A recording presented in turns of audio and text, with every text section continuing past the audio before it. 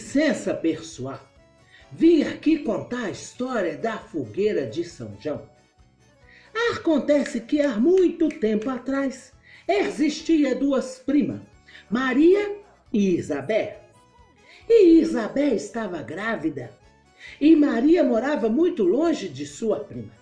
E um dia foi visitá-la.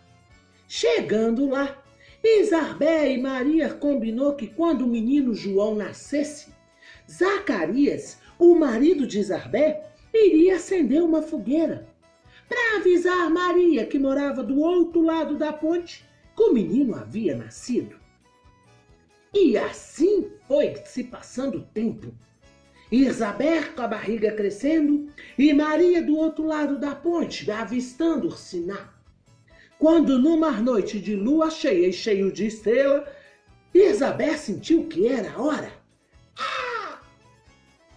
Zacarias, mais do que depressa, pegou a fogueira que já estava preparada e ateou fogo na fogueira. Maria, que não saía da janela desde quando tinha feito a última visita a Isabel, viu a fogueira quente e acesa, chamando para o nascimento do menino João. E foi assim que Maria e José, seu marido, fizeram uma viagem para visitar o menino João, que havia nascido. E em volta da fogueira, Maria, Isabel, Zacarias e José dançaram o forró a noite toda.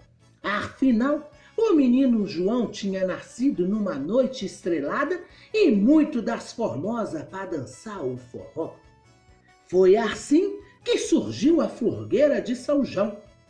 Entrou por uma porta e saiu pela outra. Quem quiser contar outro causo, que conte outra.